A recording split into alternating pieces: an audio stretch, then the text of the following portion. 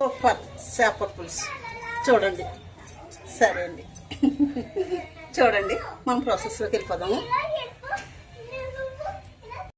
శ్రీమాత్రే నమః. ఈరోజు వచ్చేసి చేప ముక్కలు పులుసు పెట్టుకుందామండి.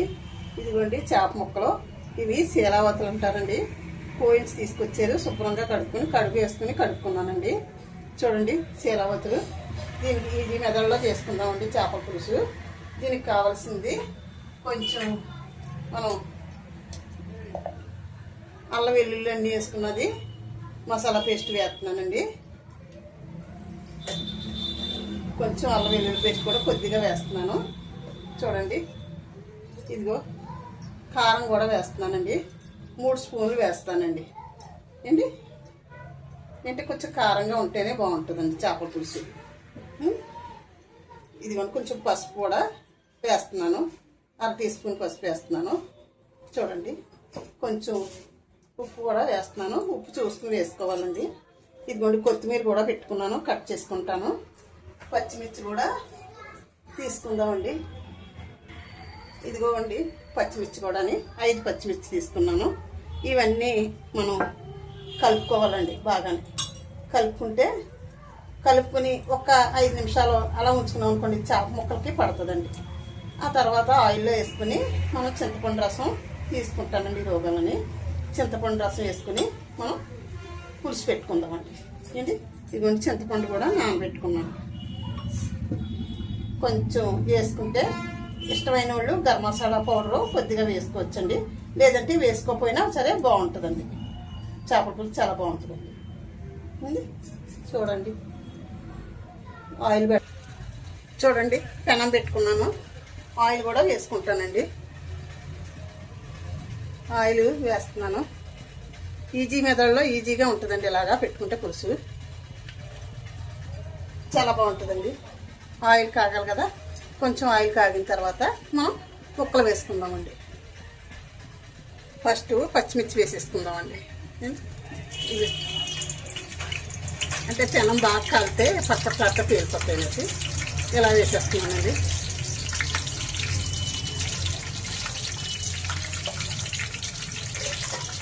కొంచెం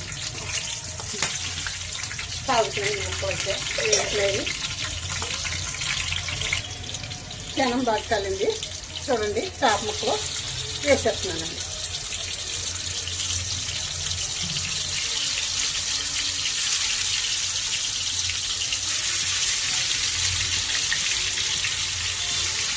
మనకి 1 నిమిషం ఇలా వేగిన తర్వాత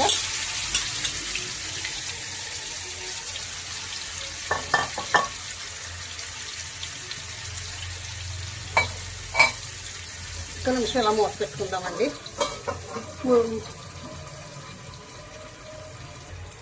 మూత తీసుకుని చూసుకుందాం. చూడండి మగ్గుతున్నాయి కదా. 1 నిమిషం ఒక్కసారి ఇలాగా, అంటే మనకి బాగా వేగాక గరిటెట్టి తిప్పుకోకూడదు కదండి.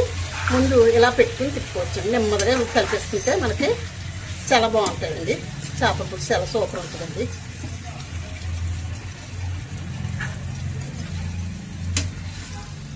మన చేపలు ఎప్పుడు కూడా నీసుకొంపు రాకుండా కడిగేసుకుని మాత్రం కడుక్కోవాలండి. కడుక్కుంటే చాలా బాగుంటుంది చేపల పులుసు. నీసుకొంపు రాదు. మగ్గుతున్నాయి కదా.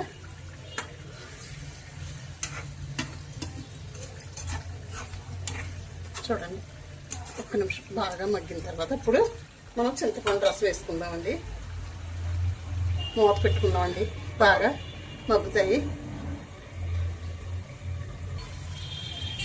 చూడండి చేప ముక్కలు ఎంత బాగా మగ్గుతున్నాయో.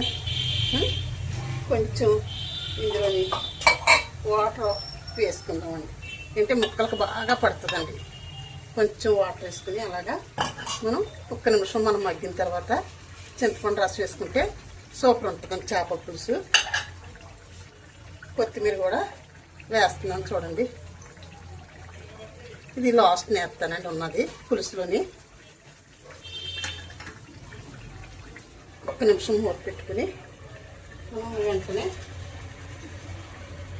ఇవ్వండి చింతపండు రసం కూడా వేసేస్తున్నానండి.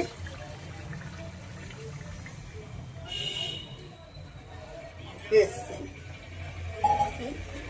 వేసిన తర్వాత ఇలాగ ఒకసారి ఇలాగ కలుపుకుంటే అడిక్కి పైకి ముక్కలన్నిటికి పడుతుందండి. మనం పులుసు ఒక 5 నిమిషాలు 10 నిమిషాలు మరిగితే సరిపోతుందండి. మూత పెట్టుకుందామండి. చూడండి, చేపల పులుసులోని వంకాయ వేసుకున్నా బెండకాయ వేసుకున్నా చాలా బాగుంటుందండి. ఇదిగోండి వంకాయ ముక్కలు కట్ చేసి తెచ్చాను. ఇది చూడండి, ఒక బెండకాయ అంటే ఆ బెండకాయ కూడా వేసాను. మూత పెడుతున్నాను. ఇంకా మరుగు పట్టలేదు చూడండి, మరుగు ఇప్పుడే పడుతుంది.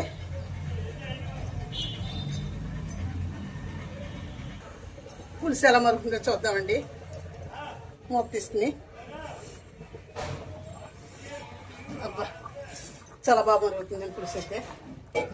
చూడండి, పులుసు చాలా బాగా మరుగుతుందండి ఏంటి, బాగా వచ్చింది పులుసు అయితే, చాలా సూపర్ వచ్చింది. ఉప్పు కూడా చూస్తున్నాను, ఉప్పు కూడా సరిపోయిందండి. కొంచెం 1 నిమిషం మనకు మరిగితే చిక్కగా వస్తుంది. ఇంకా కొంచెం చిక్కగా ఉంటే బాగుంటుంది. చేపల పులుసు చిక్కగానే ఉండాలండి. బాగా మరుగుతుంది. 1 నిమిషం మూత పెట్టుకుందాం మనం. చూడండి, చేపల పులుసు కట్టేస్తానండి. చూడండి, ఈ విధంగా ఉంది.